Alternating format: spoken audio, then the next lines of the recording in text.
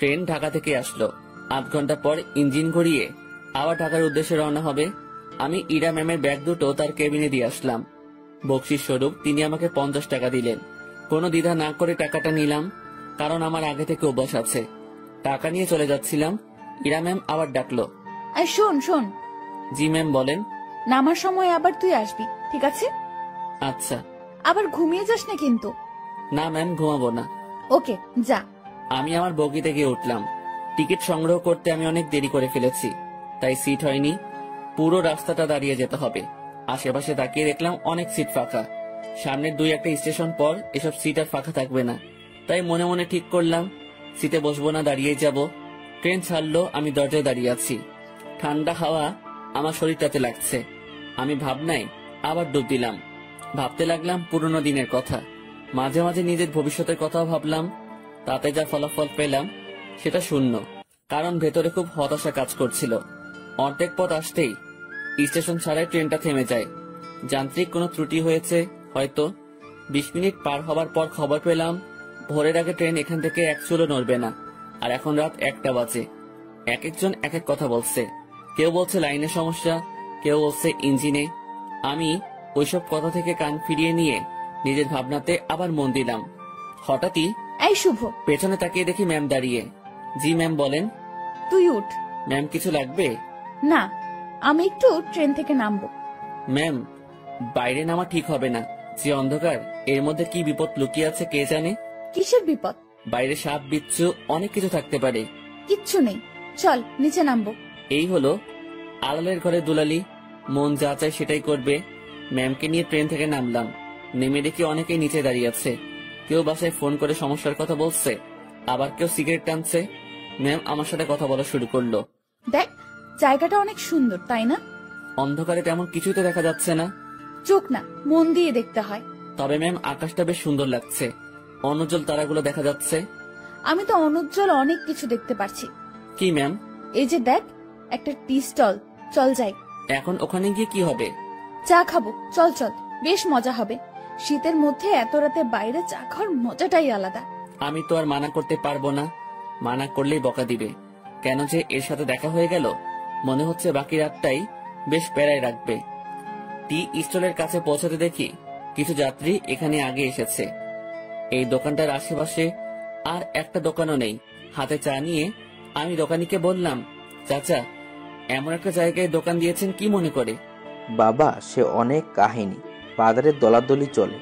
আমার লোকজন না থাকায় ওখানে দোকানটা নেওয়া হয়নি।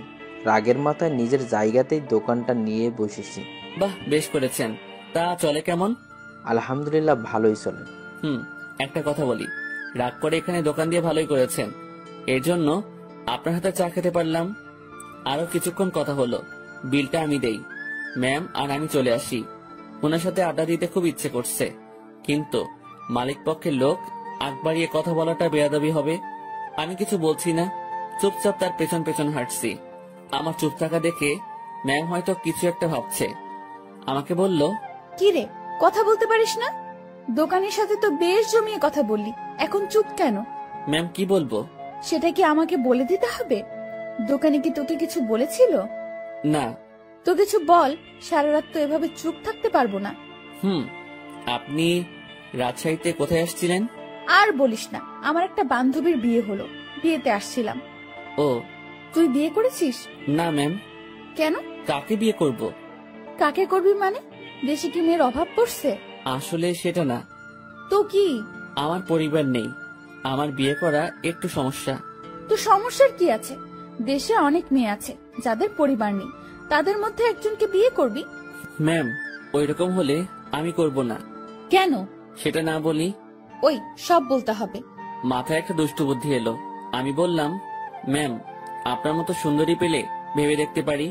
তোর ভাবা লাগবে না, আমার মতো কেউ তোর দিকে তাকাবেও না। সেটা আমার জন্যই ভালো। কেন? তাহলে আর বিয়ে করা লাগবে না। হইছে ভাই, থাম এবার।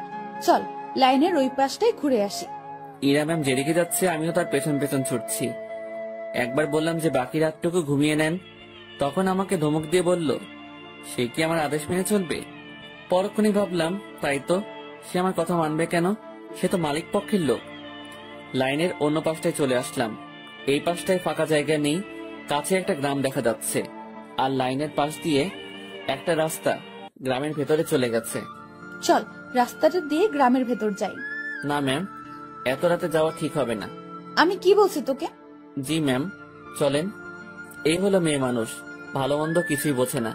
তারপর যদি এরকম ধনী ঘরের মেয়ে হয়, তাদের মাথার তার দুই একটা কমই থাকে। এরা পুরো পৃথিবীকে নিজের মনে করে আর ভাবে সেই সব থেকে ক্ষমতাধর ব্যক্তি। দুজনে অনেকটা হাঁটলাম, এখন আমরা হাঁটছি গ্রামের ভেতরে। পুরো গ্রাম নিস্তব্ধ, কোথাও কোনো সারা শব্দ নেই, শুনশান পরিবেশ। ম্যাম মাঝে মাঝে আমার সাথে কথা বলছে। এক সময় আমরা ভালোই কথা বলতে শুরু করি। ম্যাম আমাকে বলল, তুই কি সারা জীবন এইভাবেই কাটাবি? জানি না, জানিস না মানে? আমার ভাগে কি আছে আমি কিভাবে বলবো। তাও সবার তো অনেক ফিউচার প্ল্যান থাকে, তোর নেই? না। অদ্ভুত। আচ্ছা ম্যাম, একটা জিনিস আমার কাছে খুব খারাপ লাগছে। কি? বললে রাগ করবেন না তো? না, বল। স্টেশনে যখন আপনাকে দেখলাম তখন একটা জিনিস খেয়াল করেছি। কি খেয়াল করেছিস? আপনার সৌন্দর্যের সাথে আপনার আধুনিক সাজগোজ একদমই বেমানান। কি বলিস? সবাই তো খুব প্রশংসা করে। সবার চোখ নেই তাই। তো কেমন সাজলে আমাকে ভালো লাগবে? অতি সাধারণ। যেমন? এই যে হেয়ার কালার করেছেন, এটা চুলের সৌন্দর্য নষ্ট করেছে। আপনার ঠোঁটে। এই থাম। জি ম্যাম। তুই অন্ধকারে আমার ঠোঁট কিভাবে দেখলি? ওই যে বললাম না, স্টেশনে দেখেছি। উফ, বাদ দে তোর ডায়লগ, চুপচাপ হাঁটতে থাক। জি ম্যাম, আর সামনে না এগোই, আমরা চলে যাই। আর একটু যাব, তারপর ফিরবো। পরিবেশটা ভালোই লাগছে। রাতে এইভাবে গ্রামের মধ্যে দিয়ে কখনো হাঁটিনি। আমরা হাঁটতে হাঁটতে আরো সামনে এগোলাম, আর হঠাৎ দুজন লোক লাইট নিয়ে আমাদের সামনে আসলো। তাদের হাতে মাছ ধরার পলো, মাছ ধরতে যাচ্ছে মনে হয়।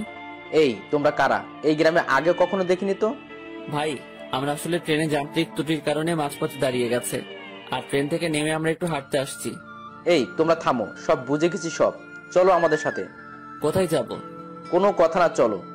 লোক দুটো আমাদেরকে একটা বাড়ির ভেতর নিয়ে আসলো। আমি মনে মনে আল্লাহ আল্লাহ করছি, কি যে হবে। গ্রামের মানুষ এসব কিছুতে বেশ সিরিয়াস। রাত করে মেয়ে নিয়ে বাইরে দেখলে উল্টাপাল্টা ভাববে। আমাদের বেলায় ঠিক তাই হয়েছে। এরা শুধু আমার দিকে তাকিয়ে বারবার দেখছিল। আমিও মনে মনে বলছি, দেখেন কেমন লাগে। একজন বাড়ির গিন্নিকে ডাকা শুরু করলো। বুঝলাম এটা তার নিজের বাড়ি। লোকটির বয়সে আমাদের তাকিয়ে বলল, এরা কারা? ওরা বাড়ি থেকে পালায় আসছে, ওদের তুমি ঘরে নিয়ে যাও, আমি হুজুরের ডাইকা নিয়ে আসি। ভাই ভাই, হুজুরে ডেকে কি করবেন? বিয়া করায় দেবো তোমাদের। ভাই ভাই শোনেন, উনি আমার কিছু না, আমরা পালাই আসিনি। উল্টাপাল্টা কথা কইও না, চুপ থাকো। একটা মায়া তোমার সাথে এত রাতে ঘুরে, এর মানে কি আমরা বুঝি না? ভাই ভাই এমন কইরেন না। চান মিয়া, তুমি ওদের ঘরে নিয়ে যাও, আর বউ আমি যাইতেছি হুজুরের ডাকতে। আমাদের কাছে একজনকে রেখে লোকটি অন্ধকারে হাওয়া হয়ে গেল। কিছু একটা ঘটতে চলছে। আমি ইরার দিকে তাকালাম, দেখি সে আমার দিকে তাকিয়ে আছে। মুখটা কাঁচুমাচু করে রেখেছে সে। দুজনে কথাও বলতে পারছি না। সময় যাচ্ছে আর লোকজন বাড়তে শুরু করে। আমাদের দুজনকে দুই রুমে রাখা হয়েছে। আমি শুধু আল্লাহ আল্লাহ করছি। ওইদিকে ইরা কি অবস্থা হয়েছে আমি জানি না। কিছু সময় পর হুজুর আসলো। আমি তাকেও বুঝালাম। স্বস্তির কথা হলো সে বুঝেছে। কঠিন একটা সমস্যা থেকে বাঁচলাম। হুজুরটা আমাদের লাইন পর্যন্ত এগিয়ে দিল। তারপর ওয়াও, কি দারুণ অভিজ্ঞতা। ধুর, চুপ করেন তো, এখনই তো একটা ইয়ে হয়ে যেত। ইয়ে মানে কি? আরে বড় বাচ্চা বেঁচে গেছেন। তা তো জানি, তবে দারুণ লাগছে। আপনি থাকেন, যেখানে ইচ্ছা যান, আমাকে ডাকবেন না। আমি ট্রেনে উঠলাম। ওনার সাথে সাথে আর দেখা করলাম না। ফজরের আজান হলো, তার কিছুক্ষণ পর আমাদের ট্রেন আবার যাত্রা শুরু করলো। আমি ঠিক আমার আগের জায়গাটায় দাঁড়িয়ে আছি। ইরা ম্যাম আবার আসলো। তুই ভালোই বদমাইশ তো। কি করছি আমি? তুই আমার উপর ছাড়ি দিস, আমার উপর রাগ দেখাস। তো কি করব?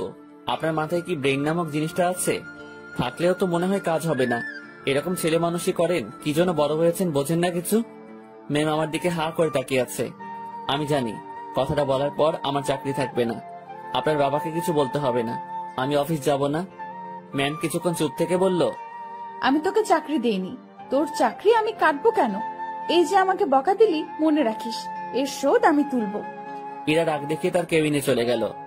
ম্যাম যে থ্রেটটা দিল আমার একটু ভয় লাগলো না। ওনার কথা শুনে মনে হলো কোনো বাচ্চা আমাকে থ্রেট দিয়েছে। ওনার কণ্ঠটা সত্যি অসাধারণ। শুনলে মনে হয় বারবার শুনি। না, আমি আবার ভাবনাতে হারিয়ে যাচ্ছি কেন? যাই, উনার কেবিনে গিয়ে সরি বলে আসি। না হলে আমার কি করে বসবে আল্লাহ জানে। আমি তার কেবিনের ভিতর ঢুকবো, তখনই কারোর সাথে ধাক্কা লাগলো।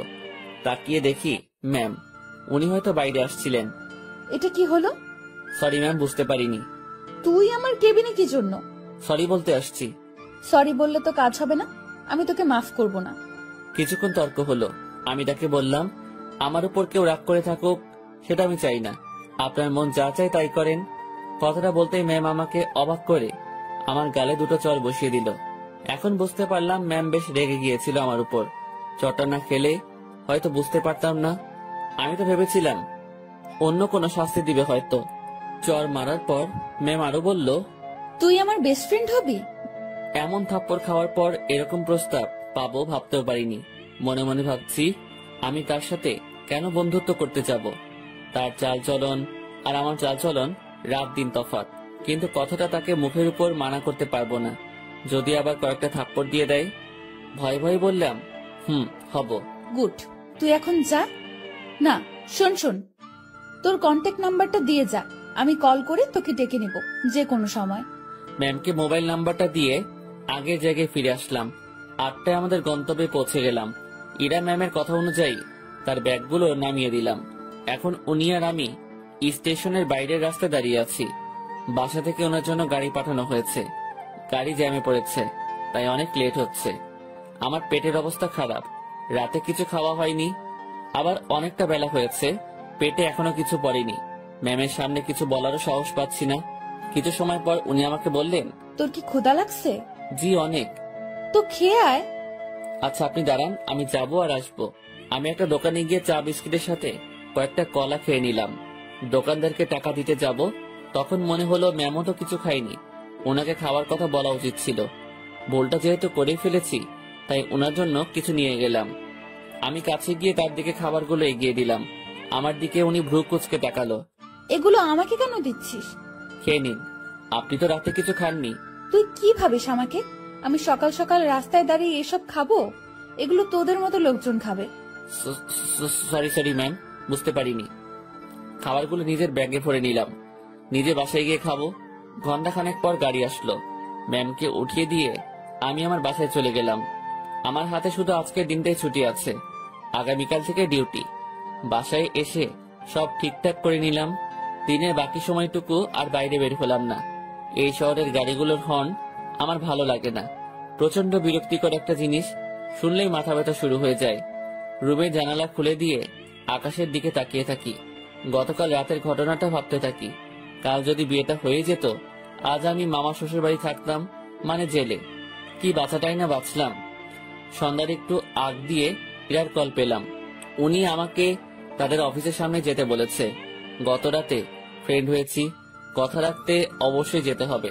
কথাই আছে, ফ্রেন্ডের কাছে কোনো বাহানা চলে না। আমিও তাই কোনো বাহানা বা ব্যস্ততা দেখালাম না। বাইরে যাচ্ছি ওনার সাথে দেখা করতে, তাই একটু সাজতে হবে। ব্যাগ থেকে নতুন একটা ফুল হাতা গেঞ্জি বের করলাম। একটু স্মার্ট সাজার জন্যই। সুন্দরীদের সামনে তো আর এমনি এমনি যাওয়া যায় না। এই প্রথম কাউকে উদ্দেশ্য করে সাজগোজ করছি। মনের মধ্যে কেমন যেন খটকা লাগছিল। এখন খটকা দেখার সময় নেই। চটপট রেডি হয়ে আমার অফিসের সামনে গেলাম। ম্যামকে গিয়ে ঠিক সেখানে পেলাম। উনি তার গাড়ির সাথে হেলান দিয়ে দাঁড়িয়ে আছে। আমি তার সামনে গিয়ে ম্যামকে ডেকে সালাম দিলাম। উনি উত্তর দিলেন আর সাথে সাথে বললেন, গাড়ির পেছনে বসে যা। কোথায় যাবেন? আমার বন্ধুদের সাথে তোর পরিচয় করিয়ে দেব, সেখানেই নিয়ে যাচ্ছি। আমি আর কিছু বললাম না, তার গাড়ির পেছনে চেপে বসলাম। আধ ঘন্টা পর একটা রেস্টুরেন্টের সামনে গিয়ে ম্যাম গাড়ি থামালো। তারপর আমাকে নিয়ে রেস্টুরেন্টে ঢুকলো। আমি তার পিছু পিছু গেলাম। উনি একটা জায়গায় গিয়ে থামলো আর কিছু ছেলেমেয়ের সাথে গিয়ে কথা বলা শুরু করলো। বুঝতে পারলাম এরাই তার ফ্রেন্ড। এবার ম্যাম আমার দিকে তাকিয়ে বলল, বন্ধুরা, তোমাদের জন্য একটা গিফট এনেছি। কি রে দোস্ত, কে এটা? আর বলিস না, এই প্রাণীকে রাজশাহীতে পেয়েছি। এই পাগলার সাথে কিছুক্ষণ কথা বলেছি, তারপর বেস্ট ফ্রেন্ড হওয়ার প্রস্তাব দিয়েছি। দুঃখের বিষয় হলো পাগলা আমার কথা বিশ্বাস করে হ্যাঁ বলে দিয়েছে। তোরা বলতো, এর মতো খ্যাত মানে কি বলবো, এরকম একটা মানুষ আমার ফ্রেন্ড। অসম্ভব। দেখ ভাই, আমার ফ্রেন্ডদের সাথে পরিচয় করিয়ে দিতেই তোকে এখানে নিয়ে আসছি। ইরা একে একে তার বন্ধুদের সাথে পরিচয় করিয়ে দিল। সবাই বনেদি ঘরের ছেলে মেয়ে। ট্রেনের কথা মনে পড়তেই লজ্জায় ঘেমে যাচ্ছি। এখন মান সম্মান যা যাওয়ার তা তো গেছে, বাকিটুকু নিয়ে এখান থেকে কেটে পড়তে পারলেই হলো। কিছুক্ষণ পর সেটাও থাকলো না। আমার পোশাক আর চেহারা নিয়ে তারা উপহাস করতে শুরু করলো। একটা ছেলে এগিয়ে এসে বলল, ভাইয়া এটা গেঞ্জি নাকি তেনা? কোথা থেকে কিনেছো ভাইয়া? নাকি কারো পড়ে থাকা জিনিস কুড়িয়ে নিয়েছো? না ভাই, সত্যি কিনেছি। ওমা, তাই? হুম। দেখ, ছেলেটা মাথায় তেল দিয়ে আসছে। সবাই হেসে উঠল। সত্যি কথা বলতে আমি তেল দেইনি, ওরা পছানি দেওয়ার জন্যই বলছে। ভাবছি এখানে আর থাকা ঠিক হবে না। ম্যামকে বললাম, ম্যাম আমি এখন যাই। ওলে বাবুটা, এখনই না, কিছু খেয়ে যাও। হ্যাঁ, কিছু খেয়ে যা। একটা ছেলে আমার পকেটে হাত দিল। আমার দুর্ভাগ্য যে পকেট থেকে সে 20,000 টাকা নিয়ে এসেছি। ব্যাগে রেখে আসবো মনে ছিল না। ছেলেটা আমার পকেট থেকে টাকাটা দেখে একটু অবাক হয়ে বলল, কি রে, তোর কাছে এত টাকা কুড়িয়ে পেয়েছিস কোথায়? যাই হোক, আমাদের কিছু খাওয়া। আমি আর কি মানা করব, মান সম্মান একটু বজায় রাখতে হ্যাঁ বললাম। তাতেই ওরা সুযোগ পেয়ে গেল। নানা রকম দামি খাবার অর্ডার করলো, যেগুলো আমি চোখে দেখা তো দূরের কথা, নামও শুনিনি। ওরা সবাই খাচ্ছে, আমি দাঁড়িয়ে আছি। একজন খেতে বলেছিল, কিন্তু আমি মানা করেছি আর বলেছি খেয়ে আসছি, আমার পেট ভরা। খাওয়া শেষে বিল তো 20,000-এর উপরে এলো।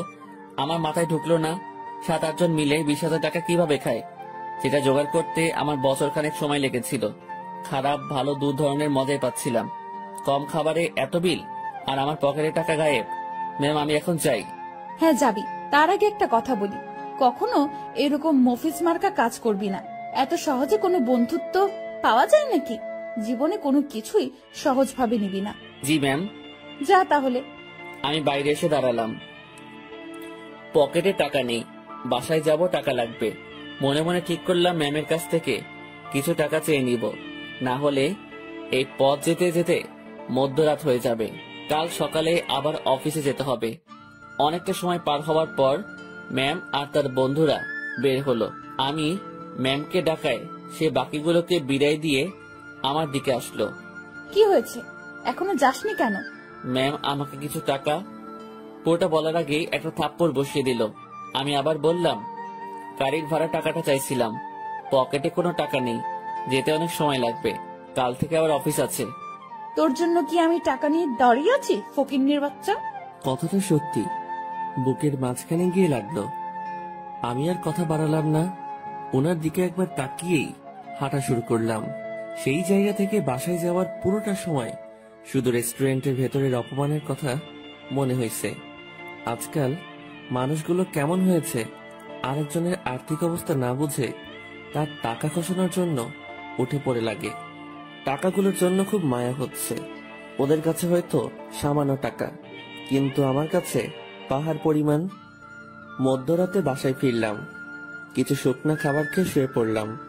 শুয়ে আর কিছু ভাবলাম না, ঘুমানোর চেষ্টা করলাম, কারণ কাল অফিস যেতে হবে। পরদিন সকালবেলা উঠতে আর দেরি করলাম না, ফোনে অ্যালার্ম দেওয়াই ছিল। সময় মতো উঠে হাতের কাজগুলো সেরে নিলাম, তারপর খেয়ে অফিসের উদ্দেশ্যে রওনা হলাম। অফিসে যাওয়ার পর যে সমস্যায় পড়লাম সেটা আমি কখনো চিন্তাও করিনি। যেখানে স্যার মানে ইরার বাবা বসে থাকার কথা, সেখানে ইরা বসে আছে। ওই চেয়ারটাতে ইরা বসা মানে আজকের দিনটা পুরো শেষ। আমি রুমে ঢুকে তাকে সালাম করে বেরিয়ে আসলাম। কিছুক্ষণ পর উনি নক করলেন। আমি ভেতরে গিয়ে বললাম, জি ম্যাম বলুন। 4 নম্বর টেবিলে রাশিদ সাহেব অফিসে আসেনি, তুই একটু খোঁজ নিয়ে দেখ। জি ম্যাম। আমি ফোন করে জানলাম উনি রাস্তায় আছেন। আমি ম্যামকে সেটা জানিয়ে দিয়ে বাইরে বসে আছি।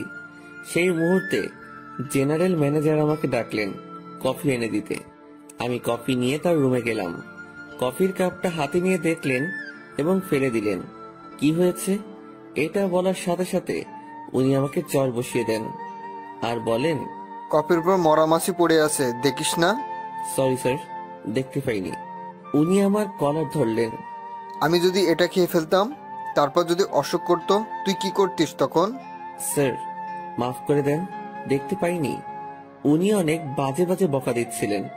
অফিসের মধ্যে একটা শোরগোল বেঁধে গেল। ইরা ম্যাম তার কেবিন থেকে উঠে আসলেন। সবাই মিলে দোষটা আমাকে দিচ্ছিল। এখন ভয় লাগছে যে ম্যাম চটটা মেরে হয়তো বিদায় করে দিবেন।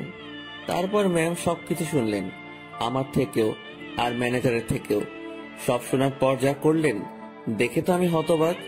পরপর 2টা চড় বসিয়ে দিলেন ম্যানেজারের গালে। আমি কিছু বলার আগেই এখান থেকে বের হবেন।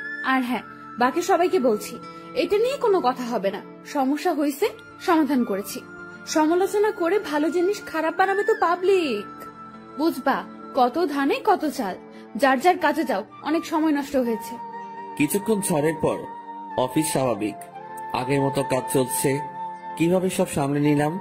হুটহাট ম্যানেজার শ্যাক্ট, সাথে 2টা থাপ্পড়। বিচারটা যাই করুক, তাহলে আমার সাথে অমন করলো কেন?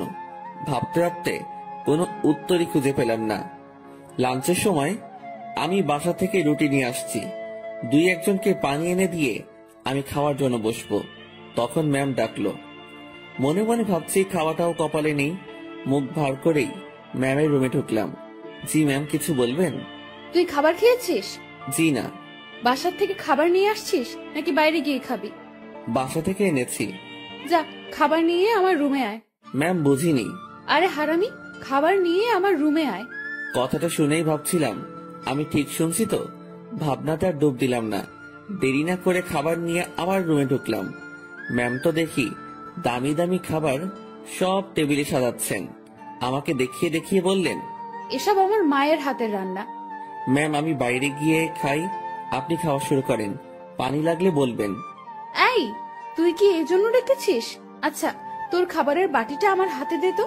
আমি তেমন কিছু আনিনি, ওই রুটি। আমি দেখবো, দে। ভয়েই বাটিটা ওনার হাতে দিলাম। লজ্জায় তো মাথা কাটা যাওয়ার অবস্থা। বাসায় কিছু ছিল না, তার উপর টাকাও নেই। রুমে পেঁয়াজ মরিচ ছিল, সেগুলো কেটে তেল আর লবণ দিয়ে মাখিয়ে নিয়ে আসছি। ম্যাম যদি সেটা দেখে তো। কথাটা ভাবতে ভাবতেই বাটির ঢাকনা খুলেই উনি চোখ বড় বড় করে ফেলেন। খাবারটা কিছুক্ষণ তাকিয়ে থেকে দেখে আবার আমার দিকে তাকালেন। কি রে, এগুলো কি? ম্যাম, আসলে রুমে কিছু ছিল না, তারপর টাকাও নেই। রুমে আটা ছিল তো, ওইটা দিয়ে আর কি একটা ব্যবস্থা করে নিয়ে আসছি। ম্যাম আমার বাটিটা টেবিলে রাখলেন। তারপর উনি তার চেয়ারে বসে পড়লেন। আমি দাঁড়িয়ে আছি। উনি একবার আমার দিকে তাকাচ্ছেন, আর একবার আমার খাবারের দিকে তাকাচ্ছেন। আমি ওনার সামনে এখন লজ্জাতে ইমিটিমিটি হাসতেছি।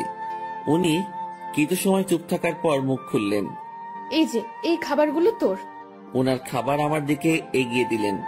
আমি টেবিলের কাছে গিয়ে হাত দিয়ে নিজের বাটিটা নিয়ে বললাম, আমি যেটা এনেছি সেটা না খেলে আমার পেট ভরবে না, আর আপনার খাবার খেলে আমার পেট খারাপ হতে পারে। এত ভালো জিনিস কখনো খাওয়া হয়নি তো, পেট খাবারটা সহ্য করতে নাও পারে। গতকালের রাতটা একটু দেখিয়ে রুম থেকে বেরিয়ে আসলাম। নিজের খাবার খেয়ে আমার কাজে মনোযোগ। কার কি লাগছে, কে কি চাচ্ছে, সব দেখাশোনা করছি। দুপুরের পর ম্যাম আমাকে আর ডাকেননি। বুঝতে পারলাম তিনিও কিছুটা বুঝতে পেরেছেন আমার কষ্টটা। রাতে অফিস শেষ করে বাসায় ফিরলাম। পাশের বাসার পরিচিত একজনের কাছ থেকে টাকা ধার নিয়ে মাছ কিনে নিয়ে এসে রান্না বসিয়ে দিলাম। তখন রাত প্রায় 10টার কাছাকাছি। চুলোয় রান্না বসাবে সেই সময় ফোন আসলো। ম্যাম ফোন করেছে, নাম্বারটা সেভ করে রেখেছি। ধরবো কি ধরবো না এমন করতে করতে রিসিভ করে সালাম দিলাম। উনি উত্তর দিয়ে বললেন, কি করিস? এই তো ম্যাম, কিছু না। এখন শোন। জি ম্যাম, বলেন। দুপুরে আমার মুখের উপর কথা বলে আমাকে লজ্জা দিয়ে তোর খাবার নিয়ে চলে গেলি, ভয় করলো না? আমি চুপ হয়ে গেলাম। কি বলবো উত্তরে বুঝতে পারছি না। কিরে, কথা বলছিস না কি জন্য? ম্যাম, অফিসের কোনো কথা হলে বলেন। তুই আমার কথা ঘুরিয়ে নিস। আমি যা বলছি তার উত্তর দে। জি ম্যাম, বলেন। ওভাবে খাবার নিয়ে চলে গেলি কেন? আপনার খাবার খেয়ে আমার ক্ষুধা মিটত না। তাই না? জি। আমি বুঝতে পেরেছি, তুই আমার উপর রাগ দেখাচ্ছিস। সুযোগ ভালোই কাজে লাগাচ্ছিস। এখানে কিসের সুযোগ ম্যাম? আপনি আমাকে এখন মানা করে দিলে আমার সাথে তো আপনার এখনই কোনো অফিসিয়াল সম্পর্ক থাকবে না। ক্ষমতা আপনার হাতে, সুযোগ আপনার হাতেই। চুপচাপ রান্না শেষ করে খেয়ে আমাকে কল দিবি। ম্যাম, অফিসের কোনো বিষয়ে কথা বলবেন? না। তাহলে ফোন দিয়েন না, আমিও দিব না। তোর 24 ঘন্টাই ডিউটি। আমি ফোন দেওয়ার পর সময়টুকু অফিসিয়াল, ওকে? তাহলে বেতন বাড়িয়ে দিয়েন। ঠিক আছে, দিব। ঠিক আছে, দিব। তুই অবশ্যই ফোন করবি। আর হ্যাঁ, কাল অফিসে আসার সময় দুপুরের খাবার আনবি না। কেন ম্যাম? অফিসে না খেয়ে কাজ করতে হবে? তোর জন্য আমি খাবার নিয়ে যাব। ম্যাম, ওসব খাবার টাবার বাদ দিন, আমি আমার খাবার সন্তুষ্ট। তুই যদি কাল অফিসে তোর রান্না করা কিছু নিয়ে আসিস তো মনে রাখবি, তোকে শুধু অফিস থেকে না, দুনিয়া থেকেই বিদায় করে দিব। আমি কিছু বলতে যাব তখনই ম্যাম ফোনটা রেখে দিল। তুই যদি কাল অফিসে তোর রান্না করা কিছু নিয়ে আসিস তো মনে রাখবি, তোকে শুধু অফিস থেকে না, দুনিয়া থেকেই বিদায় করে দিব। আমি কিছু বলতে যাব তখনই ম্যাম ফোনটা রেখে দিল। মনে মনে ভাবছি, এত আদিক্ষেতা দেখানোর কি আছে? আমি তার অফিসের সামনে একজন পিয়ন, আর এমন ব্যবহার করছে। মনে হয় না, ছি ছি ছি, কি সব কথা ভাবছি আমি। পরদিন সকাল সকাল উঠে আর রান্না করলাম না। সকালে নাস্তাটা বাইরে করেই অফিসে রওনা হলাম। অফিসে গিয়ে দেখি ম্যাম আগে এসেছেন। প্রতিদিনের মতো হাজিরা দিলাম। উনি আমাকে দেখে তেমন কিছু বললেন না। দুপুর পর্যন্ত স্বাভাবিকভাবেই কাজ করলাম। দুপুরের খাবার সময় ম্যাম তার রুমে ডাকে। আমি জানি উনি আমার জন্য খাবার নিয়ে আসছে। খুব লজ্জা লাগছিল। রুমের একপাশে খাবার খাওয়ার জন্য সুন্দর একটা ব্যবস্থা ছিল। ম্যাম আমাকে ওখানটায় বসতে বলে, আর আমার সামনাসামনি উনিও বসে যান। উনি একটা প্লেটে খাবার নিয়ে আমাকে দেয়, আরেকটা উনি নেন। আমি প্লেটে হাত দিতে পারছিলাম না, খুব ভয় কাজ করছিল। এত বড় একজন মানুষের সামনে খাবার খাওয়া চারটেখানি কথা না, তার উপর সামনে এত সুন্দরী মেয়ে বসা। ম্যাম আমার দিকে খেয়াল করে বলল, তুই হাত দিয়ে খাবি না খাওয়াই দিব? জি না ম্যাম। একটা কথা, কি? আমি খাবার বাইরে নিয়ে গিয়ে খাই। এখানে খাইতে তোর সমস্যা কোথায়? ম্যাম, সত্যি বলতে ভয় করছে। কি ভয়? আরে ভয় কি জন্য পাচ্ছিস? আপনার সামনে এভাবে খাওয়া। তো কি হয়েছে, খা। ম্যাম, বাইরে যাই। শুভ, আমি এক কথা 100 বার বলতে পারবো না। আমি আর কথা বাড়ালাম না, ভয়ে ভয়ে খাওয়া শেষ করলাম। ম্যাম ছোট বাচ্চাদের মতো খাচ্ছিলেন, দেখতে বেশ মজাই লাগছিল। ম্যাম খাওয়ার দৃশ্যটা দেখতে গিয়ে তার চোখে চোখ পড়ে যায়। আমার বুকটা তখন ভয়ে ধুপ করে উঠেছিল। ইশারায় বলেছিলেন, কি হয়েছে? আমি মাথা নাড়িয়ে মানা করে বলি, কিছু না। খাওয়া শেষে, তুই বাসায় যা, তোর ছুটি। জি ম্যাম। কেন? আমি দিয়েছি তাই। বাসায় তো কোনো কাজ নেই আমার। এত কথা বলতে তোকে কে বলেছে? যা, সোজা বাসায় যাবি, কোথাও যেন দেরি না হয়। আমার ছুটিতে বাকি সবাই একটু অবাক হলো। আমি জানি না ম্যাম, আমার কাজগুলো কাকে দিয়ে করিয়ে নিবেন। উনি যেভাবে কাজ করেন, যে কেউ দেখলে অবাক হবে। আমি বাসায় এসে বিছানায় আরাম করছি। মাথার উপর ফ্যানটার দিকে তাকিয়ে অন্য একটা ভাবনায় ছিলাম। নির্দিষ্ট কোনো ভাবনা না, একদমই এলোমেলো। বাংলায় এই ভাবনাকে কি বলে বা কিভাবে ব্যাখ্যা করে আমি জানি না। এই জিনিসটা ভাবতে ভাবতে আমার চোখটা বন্ধ হয়ে আসে। জানি না কতটা সময় ঘুমিয়েছি। হঠাৎ আমার কানে কোনো একটা শব্দে বেজে ওঠে। চোখ খুলে বুঝতে পারি ফোনটা বাজছে। ফোন হাতে নিয়ে আবছা চোখে দেখি ম্যাম কল করেছে। ফোনটা রিসিভ করলাম। কই তুই? কই আবার, আপনি তো ছুটি দিয়েছেন, বাসায় আসছি। তুই কি ঘুমাচ্ছিস? হ্যাঁ। আমি কি তোকে ঘুমানোর জন্য ছুটি দিয়েছি? তাহলে? বাসায় যেতে বলেছি শুধু। জি ম্যাম, আমি তো আপনার কথা সোজা বাসায় আসছি। আর বাসায় কাজ নেই, তাই একটু। তুই চুপ কর, শোন। জি বলেন। আমাদের অফিস থেকে দক্ষিণ থেকে যে লেকটা আছে তুই চিনিস? জি ম্যাম। তুই আয়, আমি তোর জন্য অপেক্ষা করছি। কেন ম্যাম? তোকে আসতে বলছি না আমি? জি ম্যাম, এই তো আসছি আমি। এবার বুঝলাম আমাকে ছুটি দেওয়ার কারণটা কি ছিল। আমার কাছে এটাও একটা ডিউটি, কিচ্ছু করার নেই, যেতেই হবে। যেমন ছিলাম তেমনই বেরিয়ে গেলাম। গতদিনের মতো আর সেজেগুজে বের হলাম না, যদি আবার অপমান করে। পকেটে টাকা আছে, তবুও হেঁটে যাচ্ছি। এই মাসের বেতন পেতে অনেক দেরি, তাই এমনি টাকা খরচ করা চলবে না। আমি ম্যামের কথা মতো সেই লেকের পাড়ে পৌঁছে যাই। এর মধ্যে ম্যাম আমাকে 2 বার কল করেছিল, শুধু জেনেছিল আমি কই আছি। লেকের পাড়ে যেতেই দেখলাম অনেকেই বসে আড্ডা দিচ্ছে, অনেক বাচ্চারও আসছে। আমি ম্যামকে খুঁজছিলাম। আমাকে দেখে ম্যামই আমাকে ডাকে। আমি ওনার দিকে এগিয়ে যাই। উনি ঘাসের উপর বসা ছিলেন। একটু দূর থেকে মনে হচ্ছিল কোনো কারণে মনটা খারাপ। আমি তার পিছে গিয়ে দাঁড়ালাম। বস এখানে। আমি বসার পর, জি ম্যাম বলেন। আমি আমি বুঝলাম না, 10 মিনিটের রাস্তা 1 ঘন্টা লাগে কিভাবে? আসলে ম্যাম কি বলবো, হেঁটে আসছি। তুই হেঁটে আসছিস কি জন্য? টাকা নাই? আছে, তবে খুবই অল্প। খরচ করলে বড়সড় বিপদে পড়তে হবে। আপনার মন খারাপ দেখছি। ম্যাম কিছু হয়েছে কি? তোর জন্য। ম্যাম আমি কি করেছি? অনেক লেট করছিস। জি সরি। উঠে দাঁড়িয়ে কান ধরে থাক। ম্যাম এটা আমি উঠতে বলেছি। আমি উঠতে যাব তখনই ম্যাম আমাকে বসতে বলে। টাকা আছে তো, তাই না? হ্যাঁ আছে। চল আইসক্রিম খাবো। আমার টাকা দিয়ে? তো কখনো কোনো মেয়েকে বিল দিতে দেখেছিস তুই? না। তো আমার কাছে চাইবি না। চল আইসক্রিম খাবো। ম্যাম ম্যাম শোনেন, একটু মনটা নরম করেন। টাকাগুলো গেলে খুব সমস্যায় পড়বো। সেটা তো আমি জানি না। তুই আমার বেস্ট ফ্রেন্ড। বেস্ট ফ্রেন্ডের জন্য সবাই জান দিয়ে দেয়, আর আমি তো তোর কাছে টাকা চাইছি। জানতো না, আর সময় হলে জানটাও দিয়ে দিবি। অসহায়ের মতো দাঁড়িয়ে আছি। এখন আমার পকেটের 12টা বাজবে। ম্যাম আর আমি আইসক্রিম খেলাম। আমাদের মধ্যে কোনো কথা হচ্ছিল না। দুজন শুধু হাঁটছিলাম, আর মাঝে মাঝে দরকার হলে উনি নিজে থেকে কথা বলছিলেন। লেকের পাড় থেকে বের হয়ে রাস্তায় আসলাম। উনি গাড়ি নিয়ে আসছেন দেখে মনে হচ্ছে চলে যাবেন। ম্যাম তাহলে আপনি যান, আমি চলে যাই। এই কই যাস তুই? বাসায়। না, গাড়িতে ওঠ। কোথায় যাবেন? Long drive. না ম্যাম আপনি যান, আমি বাসায় চাই। ব্রেকআপ, যা বাসায় যা, বাসায় গিয়া মর। ম্যাম রাগ করে গাড়িতে হেলান দিয়ে দাঁড়ালো। এরকম অবস্থায় তো রেখে যাওয়া যায় না। আমি তার দিকে একটু এগিয়ে গেলাম, আর উনি যে একটা শব্দ বলেছেন সেটার মানে জানার জন্য তাকে প্রশ্ন করব।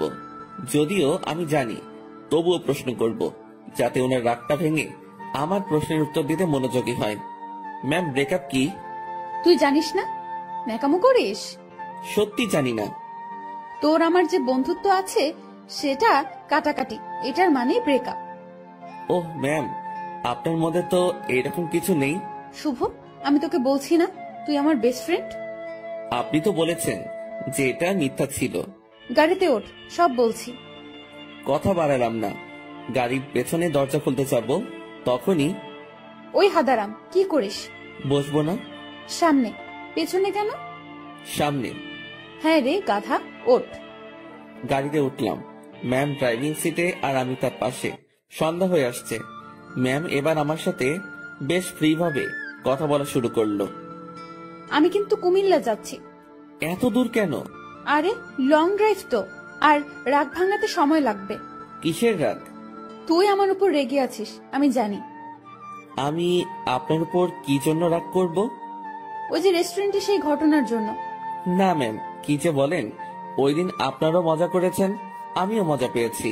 ওরে শুভ, আমাকে কি বাচ্চা মনে হয় আপনার? এত বড় একটা প্রতিষ্ঠান চালাচ্ছি, আমার মাথায় কি এতটুকু বুদ্ধি নেই যে কোনটা সত্যি আর কোনটা মিথ্যা আমি বুঝবো না? না, বুদ্ধি তো আপনার অনেক আছে। হয়েছে, শোন আমি কি বলি। বলেন। রাতে কি খাবি বল? সন্ধ্যায় তো অনেক কিছু খেলাম, রাতে আর কি খাবো? না, তাও কিছু শুকনো খাবার নেই, আর দুটো পিৎজা। আপনার ইচ্ছা। ম্যাম ভয় করছে আমার। কেন? আপনার বাবা যদি জানে অফিসের পিয়নকে নিয়ে ঘুরতে বের হইছেন। কিভাবে জানবে? আমি তো বলবো না। আমি যে অফিসে যাব না সেটা তো জানতে পারবে। সেটা আমি দেখে নিব, তোর এত চিন্তা নেই। এখন বল আমাকে মাফ করেছিস কিনা। আপনি তো দোষ করেননি। তোকে যে কি করব আমি, দেখ। আর রাগ করে থাকিস না, ভুল করে ফেলেছি। আমি রাগ করিনি তো। আমি তোর চোখে মুখে রাগ দেখতেছি। আচ্ছা, রাগ নেই আমার উপর, সত্যি তো? হ্যাঁ সত্যি। সত্য নাকি মিথ্যা সব টের পাবো। আমি যা বলবো সেটা যদি না করিস তাহলেই বুঝবো তুই এখনো রেগে আছিস। না, কি যে বলেন, আপনার তো সব কথাই শুনি।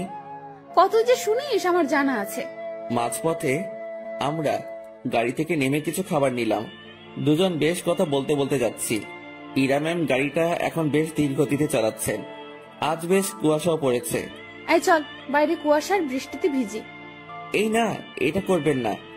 বাইরে গেলে বিপদ। সেদিনের মতো হলে অবস্থা খারাপ হয়ে যাবে। যাব না তো, তোর কেয়ারিংটা আমার খুব ভালো লাগে, সেটা পাওয়ার জন্যই কথাটা বললাম। তুই কাউকে ভালোবাসিস নাই? কোন ভালোবাসা? মানে পছন্দের মানুষ বিয়ে টিয়ে করার ইচ্ছা এমন। এর আগেও তো বলেছি ওই রকম কেউ নেই। কাউকে দেখে পছন্দ হয় না? না, প্রায় সবার মধ্যেই ভেজাল আছে। ভেজাল মানে? মানে আর কি, এখন তো প্রেমের বাজার চলে। বাজারটা বেশ গরম। একজন 10-12টা প্রেম করে, তার উপর ওয়েটিং এ রাখে। তুই জানিস কিভাবে? চোখ খোলা রাখলে সবই টের পাওয়া যায়। ম্যাম, আপনার নেই কি পছন্দের মানুষ? না রে, এসব পছন্দ টছন্দ আমার হয় না। আমাকে যে বুঝতে পারে তাকেই আমার পছন্দ। ও, আপনার বাবা আপনাকে বিয়ে দিবে না? কি সব প্রশ্ন যে করিস! বিয়ে দিবে না কেন? অবশ্যই দিবে। তাদের পছন্দেই বিয়ে করবেন। হ্যাঁ, এটাই তো স্বাভাবিক। হঠাৎ করে এই মাঝ রাস্তায় জ্যাম পড়ে যায়। কুয়াশা বেশি হওয়ায় সব গাড়ি চলাচল বন্ধ করে দেওয়া হয়েছে। ম্যাম গাড়ির হেডলাইটটা অফ করলো, তারপর কোথা থেকে যেন একটা চাদর বের করলো। আপনি কি এখন ঘুমাবেন? না, শীত করতেছে প্রচুর, গায়ের উপর দিয়ে রাখি। আমি বাইরে তাকালাম, কুয়াশায় কিচ্ছু দেখা যাচ্ছে না, তবুও তাকিয়ে আছি ম্যামের দিকে। তো আর তাকিয়ে থাকা যায় না, তার দিকে তাকালে চোখ ফেরানো যায় না, সেই জন্য তাকানোটাই বিপদ। কি রে, তুই এরকম চুপচাপ থাকবি? আমি আসলে তাকিয়ে থাকতে চাইনি, ভাবনার কথা বাস্তবে ভুলে বলে ফেললাম। কি তাকিয়ে থাকতে চাস মানে? না ম্যাম, মানে ওই যে আমার খুব শীত করতেছে, কথা থেকে বাঁচার জন্য বললাম। আগে বলবি না? আয় চাদরের মধ্যে। মনে মনে ভাবছি আরেক বিপদ। কি হলো, আয়। না ম্যাম, ঠিক আছে, শীত কমে গেছে। ভয় পাচ্ছিস তাই না? ভয় নেই, কাছে আয়। আরে খুব কাছে না, চাদরটা বড়, তুই একটু কাছে আসলেই হয়ে যাবে। একটু কাছে গেলাম, ম্যাম আমাকে চাদরের একটা মুড়ি দিল। আমি সেটা আমার পাশে ঘিরে পিঠের সাথে লাগিয়ে নিলাম। এবার আমি কাঁপতেছি, তবে সেটা শীতে না, ভয়ে। কাঁপুনি রেখে ম্যাম বলল, ওরে আল্লাহ, তোর এত শীত করতেছে। এখন ঠিক হয়ে যাবে। আমি জানি ঠিক হবে না। কথাটা বলে ম্যাম আমার খুব কাছে আসলো, তবে তার শরীরের সাথে কোনো স্পর্শ লাগেনি। অনেক চেষ্টা করে নিজের কাঁপুনি থামালাম। ম্যামের চোখে ঘুম ঘুম ভাব এসে গেছে। ম্যাম, আপনি তো ঘুমাচ্ছেন। কই না তো। আপনার কি খুব ঘুম পাচ্ছে? অনেক। ম্যাম ধীরে ধীরে বেশ সুন্দরী হয়ে উঠছে। শুনেছি সুন্দরী মেয়ে ঘুমালে আরো বেশি সুন্দরী লাগে। আজ সেটা সামনে থেকে দেখলাম। আমি যদি উনার বর হতাম, এখন কাছে নিয়ে বুকের মধ্যে রাখতাম। পরক্ষণে মনে পড়ল, কি সব ভাবছি আমি। ছি ছি ছি, এসব কি আসছে মাথায়। ম্যাম ঘুমে আর ঠিক থাকতে পারে না, আমার খুব কাছে আসে, আমার কাঁধের উপর তার মাথা রাখার চেষ্টা করছে। এবার সব ভুলে যাই আমি, নিজে থেকে তার দিকে এগিয়ে যাই, আর উনি তার মাথা আমার কাঁধের উপর রাখে। বুকের মধ্যে হাতুড়ি পেটা হচ্ছে। ওনার নিঃশ্বাস আমার টি শার্টে লাগার পরপরই আমার কেমন যেন একটা অনুভূতি কাজ করছে। না পারছিলাম তখন বুঝতে, না পারছিলাম ভাবতে। কিছুক্ষণ ঘুমানোর পর ম্যাম জাগনা পায়, আমি জেগে আছি। একটুর জন্য চোখ বন্ধ করিনি। ম্যাম উঠে দেখলো সে আমার কাঁধে মাথা রেখে শুয়ে আছে। ঘাটটা দ্রুত উঠিয়ে দিয়ে বলল, সরি সরি, আমি ঘুমের মধ্যে। ম্যাম আমি আপনার কাছে গিয়েছি, দেখছিলাম আপনি ঝিমুনি দিয়ে বারবার পড়ে যাচ্ছিলেন। ম্যাম লজ্জা পেয়েছে, লজ্জা মাখা মুখ নিয়ে বলল, রাত অনেক হয়েছে, এখন যা এনেছি সব খেয়ে নেই। জি ম্যাম, আপনার ইচ্ছে। তুই সব আমার উপর নির্ভর করিস কি জন্য? নিজে কিছু বলতে পারিস না? জি ম্যাম, এখনই খাবো। এই, সেটা আমার বলার পর। আমরা খাবার খাওয়া শুরু করলাম। হঠাৎ পুলিশ এসে নক করলো। আমরা গাড়ি থেকে নামলাম। ইরা পুলিশের সাথে কথা বলছিল। আপনারা কোথায় যাচ্ছেন? কুমিল্লা 14 গ্রাম। উনি আপনার কে হন? বর। উনি দূরে দাঁড়িয়ে আছেন কেন? ভয় পাচ্ছে নাকি? এই, তুমি এখানে আসো। মনে মনে বলছিলাম, ভয় পাবো না? পুলিশকে কি মিথ্যাটাই না বললো? আপনারা যে স্বামী স্ত্রী সেটা আমি বুঝবো কিভাবে? এইটারও প্রমাণ লাগবে। হ্যাঁ। আমার চাচু আবু সাইদ পুলিশ কমিশনার। কি নাম বললেন? আবু সাইদ। উনি তো ঢাকায় থাকেন, তাই না? হ্যাঁ। আপনারা ঢাকা থেকেই আসছেন? হ্যাঁ, ঢাকা থেকেই তো আসবো। সাইদকে আমি চিনি, উনি আমার বন্ধু। দাঁড়াও, আমি এখনই ফোন করছি। তুমি আগে বললা না। সরি মামুনি। এরা তো পড়লো মহা বিপদে। তার চাচাকে যদি বলে দেয় বরকে নিয়ে ঘুরতে যাচ্ছে, তাহলে তো ইরা শেষ। এখন সে এই পুলিশকে না করতেও পারবো না। এদিকে তার চাচা ফোনটা রিসিভ করেছে। দুজন বন্ধু একে অপরের খোঁজ নেওয়ার পর পুলিশটা ইরার কথা বলল। ইরার চাচা বড় সড়ো এক ধাক্কা খেলো। পুলিশ আমাদের বিদায় জানালো। আমরা গাড়িতে গিয়ে বসলাম। ইরা তো ভয় শেষ। একটু পরেই ইরার ফোনটা বেজে উঠলো। তার চাচা কল করেছে। ইরা ফোনটা রিসিভ করলো। তুমি কোথায় আছো, কিভাবে আছো, কার সাথে আছো আমি জানতে চাচ্ছি না। যার সাথে থাকো না কেন তাকে কাল আমাদের বাসায় নিয়ে আসো, ঠিক আছে? জি চাচ্ছু। ওকে। ইরার চাচা ফোন রেখে দেয়। ইরা আমাকে বলতে শুরু করলো, এখন কি হবে? আপনারই তো দোষ, আপনি মিথ্যা বলতে গেলেন কেন? সত্যি বললে যদি সমস্যা করতো তাই। আর আমি আগে থেকেই ভেবে রেখেছি কত সমস্যা হলে এগুলো বলবো। কিন্তু এই হারামি পুলিশটা যে চাচার বন্ধু কে জানতো? আচ্ছা টেনশন করেন না, বাসায় গিয়ে সত্যি কথাটা বলে দিবেন, হয়ে যাবে। ভয়টা আমাকে নিয়ে না, তোকে নিয়ে। কেন? জানি না কি হবে, ওরা তোকে কি বলবে, আমি কিভাবে সামলাবো বুঝতে পারছি না। এই মুহূর্তে আমি বা তাকে কি বলবো বুঝতে পারছি না। ভাবছি এর সাথে থাকলেই সমস্যায় পড়তে হয়।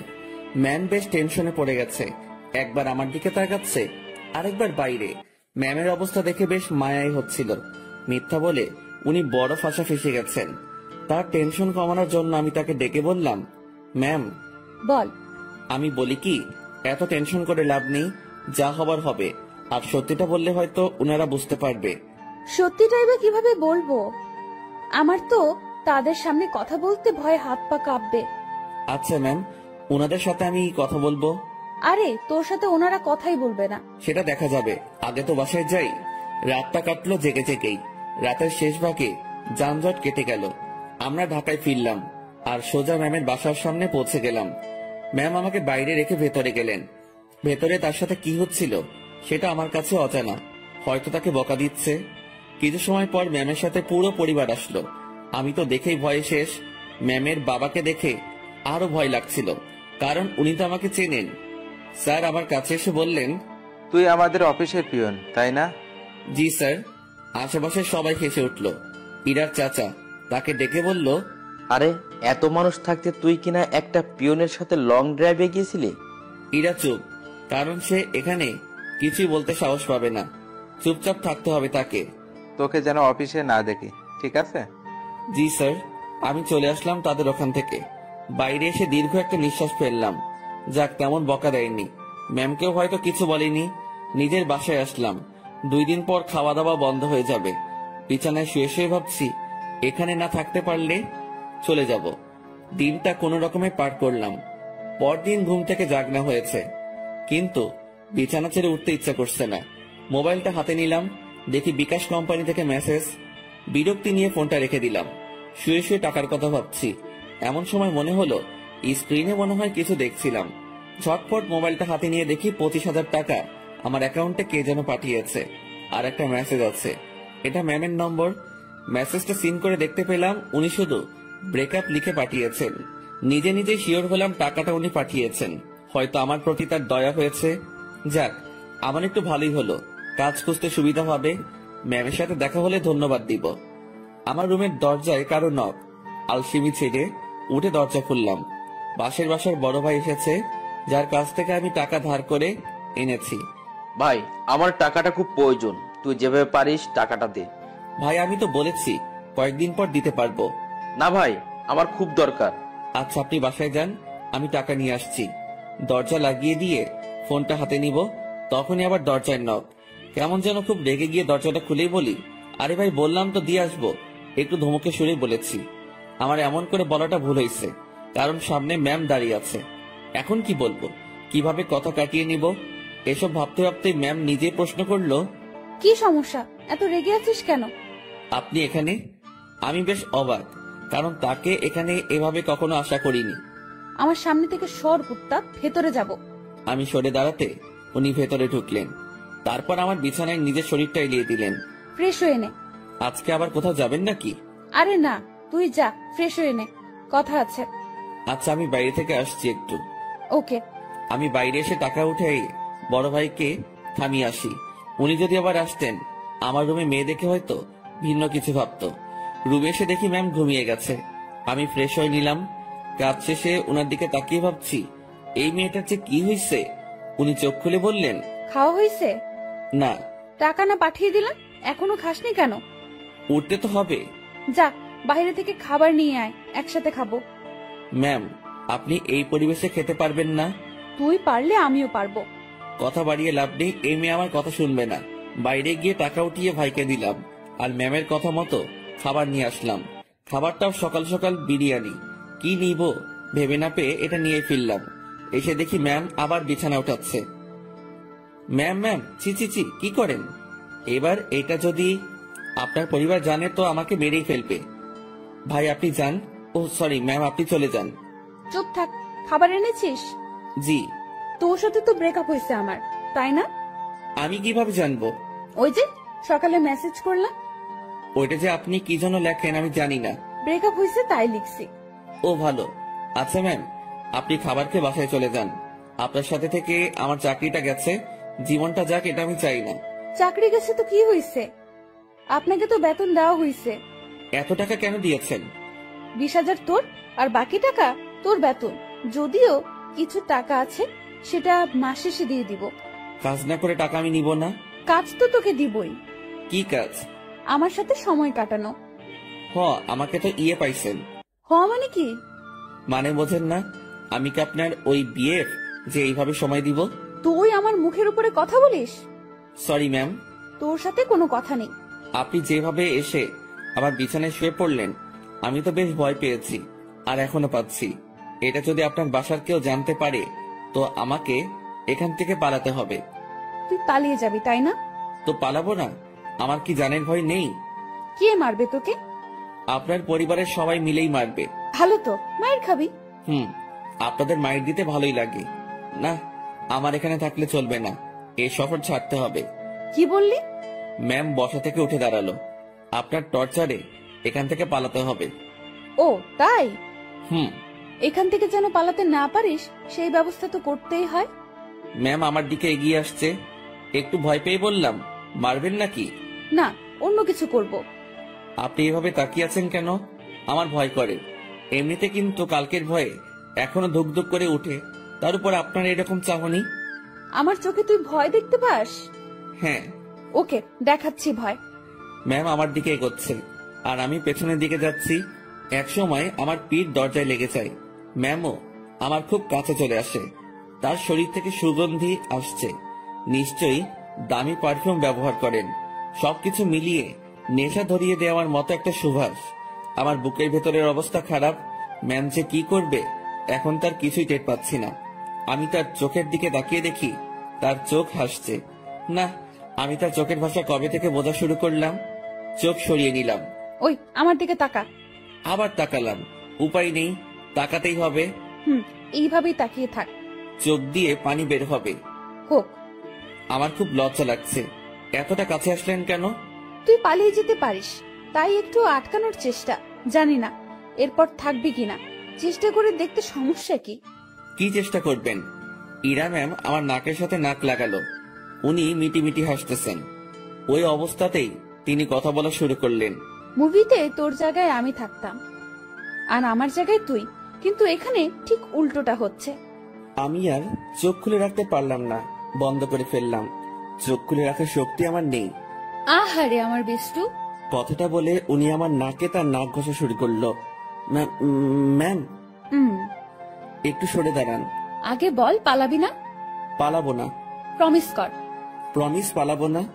এভাবে হবে না। তাহলে? ইরা তার জামাটা সরিয়ে বলল, নাভি টাচ করে বলতে হবে। ওনার নাভি দেখেই আমি চোখ সরিয়ে ফেলি। অসম্ভব সুন্দর একটা জিনিস দেখলাম। চোখটা বারবার সেই দিকে তাকাতে চাইছিল। কোন রকম অন্যদিকে তাকিয়ে আছি। এই নে, এটা টাচ করে প্রমিস কর। ওইখানে টাচ করে শুধু শুধু? আমি তো বললাম প্রমিস। আমি বিশ্বাস করি না। ম্যাম ওখানে আমি হাত দিতে পারবো না, যত যাই বলেন। কেন? আপনার যে বর হবে সে দিবে। আচ্ছা, তুই আমার হবু বর, এখন নে টাচ কর। চিচি ম্যাম কি বলেন? এক আদেশ এতবার দিতে পারবো না, কিন্তু আমি তোরে দিতে বলছি না। আমার লজ্জা করে। তোর লজ্জার আমি রাগাবিরা বলে দিলাম। ম্যামের মাথা পুরো গেছে মনে হয়, না হলে এসব কথা বলছে তাও আমাকে। উনাকে জিজ্ঞেস করা ছাড়া কোনো উপায় নেই। ম্যাম এমন করতেছেন কেন? আমার গালে এক থাপ্পড় দিয়ে বলল, আমি যেটা বলি সেটা না করে তুই আমাকে উল্টো প্রশ্ন করতেছিস। তাহলে কি ধরবো? তো ভাবছি মায়ের খাবার থেকে ধরাই ভালো। আর সত্যি কথা বলতে দেখার পর আমি লোভ সামলাতে পারছি না। আমি ওনার নাভির উপর জাস্ট হাতটা রাখলাম। উনি একবার চোখ বন্ধ করে আবার চোখ খুললেন। চুপ কেন? কথা দিলাম যাব না। গুড, এখন হাত সরিয়ে নে। ও সরি ম্যাম, আমার থেকে দূরে গেল আমি বাঁচলাম। উনি আবার বলতে শুরু করলেন, বাবাকে চ্যালেঞ্জ করে আসছি, তোকেই বিয়ে করব আমি। ও আল্লাহ, না ম্যাম, এটা কি বলছেন আপনি? তুই বুঝবি না, আমি তোকে টাকা দেওয়ার পরেই ঝগড়াটা লাগছে। আমাকে নিয়ে পরিবারের সাথে ঝগড়া করতে গেছেন কেন? ওরা আমার চরিত্র নিয়ে কথা উঠাইছে, তারপর আমাকে বলেছে তোর সাথে নাকি আমার প্রেম আছে। আচ্ছা, মাথা ঠান্ডা করেন। হ্যাঁ, তোকে আমাদের বাসায় নিয়ে গেলে আমার মাথা ঠান্ডা হবে। ও আল্লাহ, এবার আমি শেষ। ম্যাম কি বলেন এগুলা? আমি কেন? ঝগড়ার সময় বলেছি আমি তোকে ভালোবাসি, তোকেই বিয়ে করব, আর তুই আমাদের বাসায়ই থাকবি। মানে আপনি আমার উপরে যাওয়ার টিকিট নিয়ে আসছেন, তাই না? জানি না, ব্যাগপত্র গুছিয়ে নে আর আমার সাথে চল। এইমাত্র বললেন জাস্ট না পালালেই হবে, এখন আবার বলছেন আপনাদের বাসায় নিয়ে যাবেন। দেখে নিলাম তুই আমার উপর কতটা দুর্বল আর কতটা ভালোবাসিস। না, আপনি কি যে বলেন, আমি আপনাকে। সাধু, হইছে, অনেক হইছে। দেব দেব করে আমার দিকে তাকিয়ে থাকিস, আবার আমার নাভির দিকে তাকিয়েছিলি, আমি বুঝি না। ওনার যা কথার স্পিড, আমি পেরে উঠছিলাম না। এখন ওনার বায়না আমাকে তাদের বাসায় নিয়ে যাবে। আর যাই হোক, নিজের জানটা অকালে চলে যাক সেটা আমি চাই না। আমি তো যাবনি, সেটাই মনে মনে ঠিক করলাম। এখন ম্যামকে বোঝাতে হবে, ম্যাম আমি যাব না। রুমে ছুরি নেই? কি করবেন? হাত কাটবো আমার। এই না, তোর সাথে কথা নেই, ব্রেকআপ, যা। তুই মানা করার কে? ছুরি কই সেটা বল। না না ম্যাম, যাব আমি। দ্রুত তোর কাপড় গুছিয়ে ব্যাগে ওঠা। ওকে ওকে, উঠাচ্ছি। না, তুই ভাঁজ করে দে, আমি উঠাচ্ছি। আমি কাপড়গুলো ভাঁজ করে দিচ্ছি আর ভাবছি এইরকম জেদ ধরা ভালোবাসার জন্য আমি তার সাথে চলে যাচ্ছি। এটা কি ঠিক হবে? আমি ইরাকে ভয় ভয় বললাম, ম্যাম একটা কথা। বল। দেখেন, এরকম জেদ ধরা ভালোবাসা নিয়ে আপনার সাথে যাচ্ছি, এর কি কোনো গ্যারান্টি আছে? নাকি সময় শেষ হলে, জেদ শেষ হলে তাড়িয়ে দিবেন? ইরা কেমন ঢং করে আমার দিকে তাকালো, মাথায় দুটো হাত রেখে বলল, আমাকে কি আগের দিনের গ্রামের মাতব্বর মনে হয় যে 4-5টা বিয়ে করব? বিয়ে একটাই, আর ভালোবাসা একটাই। আপনি কি আমাকে ভালোবাসেন? না। তো নিয়ে যাচ্ছেন কেন? একসাথে থাকতে থাকতে ভালোবাসাটা হয়ে যাবে। আচ্ছা চলেন। দাঁড়া, কিছু কথা বলে নেই। জি বলেন। আমাদের তো জয়েন্ট ফ্যামিলি, বাসায় প্রায় 50 জনের বেশি মেম্বার আছে। কেউ যদি বলে তুই কি কাজ করিস, কি বলবি তখন? এখন তো বেকার, কি আর বলবো, বেকারই বলতে হবে। না, তুই যে পিয়নের চাকরি করিস সেটা বলবি। চাকরিটা তো নেই। আছে। আপনি বললেই হলো নাকি? স্যার আমাকে মানা করে দিয়েছে। কোম্পানির 60% শেয়ার আমার। মালিক তাহলে কে? জি আপনি। আজ বাসায় আমার সাথে থেকে কাল সকালে দুজন একসাথে অফিসে যাব, ঠিক আছে? জি ম্যাম, ঠিক আছে। জানটা হাতে নিয়ে ওনার সাথে রওনা দিলাম। ম্যাম কখন কি করে বোঝা বড় দেয়, তার মাথায় যে কি করে আল্লাহ জানে, আর উনিই জানেন। ওনার বাসার দিকে যতই অগ্রসর হচ্ছি ততই বুকের ধুকপুকুনিটা বাড়ছে। ম্যামের বাবাকে অফিসে দেখেই যে ভয় পেয়েছি, এখন তার সামনে থাকতে হবে, তাও আবার তার মেয়ের হবু জামাই হয়ে। ভাবতেই সারা শরীরে লোমগুলো দাঁড়িয়ে যাচ্ছে। ওনার বাসায় পৌঁছে গেলাম। গাড়ি যেখানে পার্ক করলো সেখানেই আরো অনেকগুলো গাড়ি। বাসাটা দেখে মনে হয় না এত লোক এখানে থাকে। এই, তুই আমার পিছু পিছু থাকবি, ওকে? জি ম্যাম, ওকে। বাসার ভেতরে ঢুকলাম। বসার ঘরে সবাই বসে আছে, কেউ কেউ আড্ডাতে মেতে আছে। আমাদেরকে দেখে সবার কাজ করা বন্ধ হয়ে গেল। আমি মাথা নিচের দিকে দিয়ে আছি, কারো দিকে তাকানোর সাহস নেই। এই ম্যামের জন্য আমি এই পরিস্থিতিতে পড়েছি। আমি ম্যামের কথা কেন শুনতেছি? আমি কি ওনাকে মনের অজান্তে ভালোবেসে ফেলেছি? না, ভাবনা ঢুকলে চলবে না, এখন অ্যাক্টিভ থাকতে হবে। ম্যাম যেটা বলবে সেটাই করতে হবে। ধীরে ধীরে বাসার সবাই চলে আসলো। ওনার বাবা মা তো প্রথম থেকেই এখানে ছিলেন। এই যে আমি আমার বরকে এনেছি, আজ থেকে ও এখানেই থাকবে। কেউ যদি আমাকে বাসা থেকে বের করে দেওয়ার কথা ভাবো তো আমার সম্পত্তি বুঝিয়ে দিয়ে তারপর বের করে দিও। তুই আমার মেয়ে। দেখো, ওর জেদ খুব, তুমি কিছু বলো না, ও ঠিক হয়ে যাবে। আর এই ছেলে তোর আমি। আমার দিকে তাকিয়ে কথা বলছে। আমি তো ভয়ে শেষ। ইরা, মা, তুই ওকে নিয়ে উপরে যা। ম্যাম আমাকে নিয়ে তার রুমে আসলো। অমায়িক সব সাজগোজ, রুমটা এত সুন্দর যে যেদিকে তাকাচ্ছি অবাক হচ্ছি। আমি তো রুম দেখাতে ব্যস্ত। ম্যাম তখন আমাকে বললেন, তুই বিছানায় উঠে থাক, আমি আসছি। ম্যাম কই যান আপনি? নিচে। আমার ভয় করে কেউ এসে আমাকে মেরে ফেলবে। আরে পাগলা, কে মারবে? আপনার ওই পুলিশ চাচা। উনি বাসায় নেই, আর আমি নিচে যাব আর আসবো। আচ্ছা। ইরা চলে যাওয়ার পর রুমটা ভালোভাবে দেখছিলাম। দেখতে দেখতে বিছানায় বসে পড়লাম। বিছানাটাও বেশ নরম, বসার সাথে সাথে কেমন যেন একটা নরম তুলতুলে ভাব। হঠাৎ ইরার মা রুমে প্রবেশ করলেন। আমি তাকে দেখে দাঁড়িয়ে গেলাম। উনি আমার কাছে এসে বললেন, বাবা, নাম কি তোমার? জি, শুভ। ও, ইরা হয়তো পাগলামি করে এমনটা করেছে। তোমার বাবা মা, ফ্যামিলি আছে, তারা এইসব শুনলে সমস্যা করবে। তুমি বিকেল পর্যন্ত থেকে চলে যেও, একটু পরে ওর রাগ কমে যাবে। আমি কিছু বলার আগেই রুমে ঢুকতে ঢুকতে ইরা বলল, ওর বাবা মা নেই, বিকেল পর্যন্ত রাখার জন্য ওনাকে আমি নিয়ে আসিনি। আর তোমাকে এসব বলতে কে বলেছে? দেখ ইরা, তোর বাবাকে তুই তো চিনিস। বাবাও আমাকে চেনে। বাইরের একটা ছেলে ধরে এনে এভাবে বাসায় ঢুকানো ঠিক হয়নি। লোকে খারাপ বলবে, সমাজ খারাপ বলবে। তো তোমরা সবাই আমাকে ওইসব বলেছিলে কেন, যে ওর সাথে আমার রিলেশন আছে? আচ্ছা, আমরা সবাই তোর কাছে ক্ষমা চেয়ে নিব। এখন তুই ছেলেটাকে বিদায় কর। না, ওকে আর কিভাবে বিদায় করব? ও আমাদের এখানেই থাকবে। মানে? আমার রাগটা কমে যাক, আমি বাবার সাথে কথা বলে নিব। তুমি যাও। তুই এখনই এসে তোর বাবার সাথে কথা বল। যাও তুমি, আমি আসতেছি। ইরার মা চলে যাওয়ার পর, ম্যাম আমি বলি কি, আপনার রাগ কমে যাওয়ার পর আমি চলে যাব। পরিবারের সাথে এমন করতে হয় না। সবাই যেটা বলে সেটার মধ্যে থাকাই ভালো। তোর থেকে ভালো বুঝি আমি। জি ঠিক আছে। তুই যে চলে যেতে চাস, তাহলে আমাদের বন্ধুত্বের কি হবে? এরকম বন্ধু পাওয়া অনেক মুশকিল। এখন পেয়েছি, কাছে রাখার চেষ্টা করব। তুই এখান থেকে যাওয়ার কথা মুখে আনবি না। আচ্ছা ম্যাম, আমার সাথে কিছু সময় কথা বলে তার বাবার কাছে যায়। সেখানে তার বাবার সাথে অনেক কথা হয়, আর সেগুলো আমাকে এসে ম্যাম বলা শুরু করলো। শোন, তোর চাকরি কনফার্ম। ড্রাইভিং করতে পারিস? না। ও আচ্ছা, বাবাকে সত্যি কথাটা বলে দিয়েছি। আর রাগের মাথায় তোর সাথে অনেক কিছুই করে ফেলেছি। তুই মন খারাপ করিস না। আর তুই আমার বন্ধু, তোকে দূরে সরিয়ে দেব না, কাছেই রাখছি আমার ড্রাইভার হিসেবে। আমি যেখানেই যাব তুইও সেখানে। খুশি তো?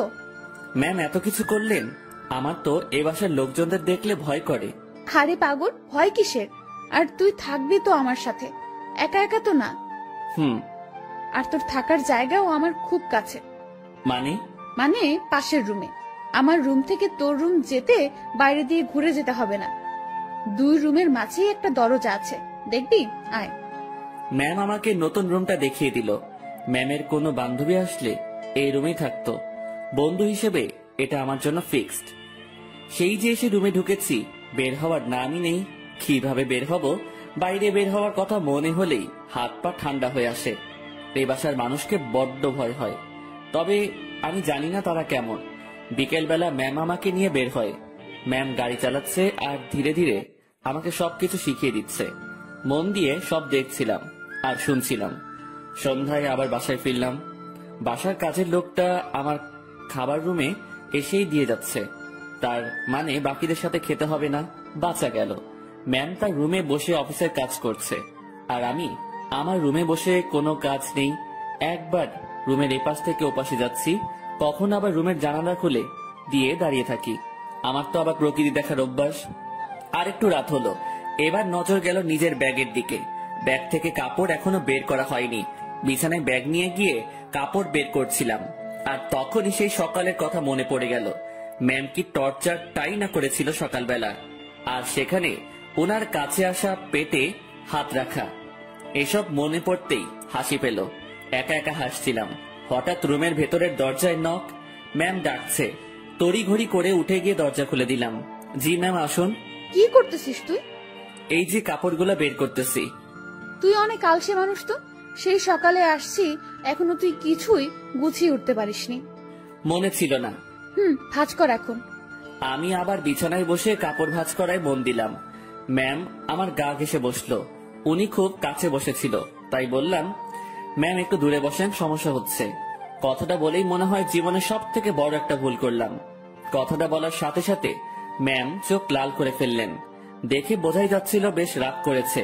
ফর্সা মানুষ, তার শরীরে রক্তগুলো সব চোখ মুখ গালে এসে জড়ো হচ্ছিল। দেখে এমনটাই মনে হচ্ছে। উনি উঠে দাঁড়ালেন আর তার রুমে চলে গেলেন দরজা না লাগিয়ে। আমি বিছানায় বসে আছি। ভাবছি ভুল যা করার তা তো করেই ফেলেছি। আমার জীবনে সুখ নেই, শুধু সমস্যা আর সমস্যা। কাপড় আর ব্যাগ ফেলে রেখেই পা টিপে টিপে তার রুমের দিকে এগোতে থাকলাম। উকি দিয়ে দেখি আমার মতোই জানালা খুলে দাঁড়িয়ে আছে, বারবার চোখ মুছছে। ওনার রাগ ভাঙাতে ওনার খুব কাছে গিয়ে দাঁড়াতে হবে, তাছাড়া এর বিকল্প কোনো উপায় নেই। আমি পা টিপে টিপে তার কাছে গেলাম। উনি কিছু বলছেন না, হয়তো টের পেয়েছেন আমি আসছি। উনি যে চালাক মানুষ, আমার রুমে প্রবেশ করা অবশ্যই টের পেয়েছেন। আমি তার পাশে গিয়ে দাঁড়াতেই, আপনি আপনার রুমে যান, নয়তো খারাপ কিছু হবে। দুঃখিত, আমার ভুল হয়েছে। আমি আপনাকে আপনার রুমে যেতে বলেছি। আমি আরেকটু কাছে গিয়ে দাঁড়ালাম, কিন্তু তার শরীরের সাথে স্পর্শ লাগেনি। রাগ উঠায়েন না আর। আচ্ছা, ইংরেজি ভাষায় বলতেছি, সরি। তোর সরির আমি, তুই যাবি এখান থেকে? একটু তো দূরেই যেতে বলেছি, তাতেই এত রাগ করতে হবে? আমি তো দূরের মানুষ, দূরেই থাকবো, তাই না? না, কাছের মানুষ। না না, কাছের মানুষ তো দূরে থাকে না, কাছেই থাকে। সরি, আমি বুঝতে পারিনি। আমার বলাটা ঠিক হয়নি। আপনার কাছে আসাটা ঠিক ছিল। রাত হয়েছে, রুমে গিয়ে ঘুমিয়ে পড়ো, সকালে অফিস আছে। রাগ কমেছে তো আপনার? কমে যাবে। এত অভিমানী আমি কখনো দেখিনি। আমি নিজেই নিজেকে প্রশ্ন করলাম, আমি ভুল করছি না তো? উনি এত বন্ধুত্বের কথা বলতেছেন, আমি তো তার ডাকে একটুও সাড়া দিচ্ছি না। আমার কি দূরে থাকাটা ঠিক হচ্ছে? উনি তো তার বন্ধুর জন্য অনেক কিছুই করেছে, আমি তো কিছুই করতে পারলাম না, বা এখনো কিছু করিনি। আমি কি তার বন্ধুত্বের ভালোবাসায় সাড়া দিব? মনের সাথে বোঝাপড়া যখন শেষ হলো, তখন আমি তার ডান হাতটা আমার দু হাতের মধ্যে রেখে বললাম, এই তো কাছে এসেছি, আর দূরে যাওয়ার কথা বলবো না। অমন ভুল কখনো হবে না, সরি। সত্যি তো? উনার কণ্ঠ শুনে মনে হচ্ছিল অভিমানটা অনেকটাই কমেছে। কেন যে ম্যাম এমনটা করে? ম্যাম, এখন যাই তাহলে। কাছে থাকতে ভালো লাগছে না। আপনি তো বললেন কাল অফিস আছে, আমাকে ঘুমাতে বললেন। পরে ঘুমাবি। ম্যাম আনমনে জানালা দিয়ে বাইরে তাকিয়ে আছেন। তার ডান হাতটা তখনই আমার দু হাতের মধ্যে এক অন্যরকম ভালো লাগা কাজ করছিল তখন। সেটা যে কি আমি ঠিক বলতে পারবো না। আমি ম্যামের মুখের দিকে তাকালাম, দেখি মিটিমিটি হাসছে। আমি তার হাসি দেখে প্রশ্ন করেই বসলাম, এভাবে আনমনে বাইরে তাকিয়ে কি দেখেন? বাইরে কি দেখি? তোকে। আমাকে মানে? আরে পাগলা, তুই আমার জীবনে এমন ভাবে আসলি, মানে আমি ভাবতেই পারিনি। তোর মতো একটা গাধা, তবে ভালো মানুষের সাথে বন্ধুত্ব হয়েছে। তবে আমার পোড়া কপাল। কেন? তুই আমাকে দেখে ভয় করিস, তেমন কথা বলতে চাস না। আমি যা বলি শুধু সেটাই করিস। আর কি করব? যাই হোক, সব ঠিক হয়ে যাবে। যা, এখন ঘুমিয়ে পড়। আচ্ছা, গুড নাইট। Good night. পরদিন সকালবেলা থেকে অফিস করা শুরু করলাম। ম্যামের সাথেই সবসময় থাকা, উনি যা বলে সেগুলো শোনা এবং করা, এগুলোতেই ব্যস্ত। দিনকে দিন যাচ্ছিল, আমার অবস্থা ততই ভালো হচ্ছিল। ম্যামের সাথে কথা বলতে এখন আর ভয় লাগে না। কোনো কিছু লাগলে সোজা সাপটা বলে দেই। এদিকে ড্রাইভিংটাও একটু একটু শিখেছি। তাদের বাসার দু একজনের সাথে কথাও হয়েছে। মোটামুটি সবকিছু স্বাভাবিকের দিকেই বলা যায়। কিন্তু এমনটা একটা দিন আসলো, সেদিন আমার স্বাভাবিক মন আর ঠিক থাকলো না। ম্যামের বাবা ম্যামের বিয়ের জন্য ছেলে দেখেছে। আজ অফিসে যাওয়া হয়নি আমাদের, কারণ ছেলে পক্ষ দেখতে আসবে। কিন্তু আমার কেমন জানি ভয় ভয় লাগছে। বারবার মনে হচ্ছে ওনার বিয়ে হওয়ার কি দরকার? এমন থাকলেও তো পারে। আমি যা ভাবছি সেটা তো ভুল, বিয়ে তো হবেই। আমি আমার রুমে বসে ছটফট করছিলাম। ম্যামের রুমে বারবার উকি দিচ্ছি। উনি বেশ স্বাভাবিকভাবেই আছেন। দেখে মনে হচ্ছে না উনি কোনো টেনশন বা ভয় আছেন। তাহলে আমি ভয় করছি কেন? আমি তাকে হারানোর ভয় করছি না তো? ছি ছি, তাকে হারানোর কি আছে? সে তো আর আমার না। ম্যাম আমাকে বলেছিল উনি আমাকে ভালোবাসেন, সেটা ছিল বন্ধুত্বের। আর আমি যেটা ভাবছি সেটা তো অন্য কিছু।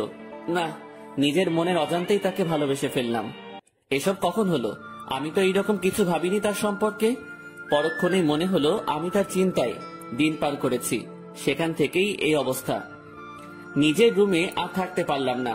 বিছানা থেকে উঠে ম্যামের রুমে চলে গেলাম। ম্যাম বসে বই পড়ছেন। আমাকে দেখে বললেন, কিছু বলবি? হুম। বল।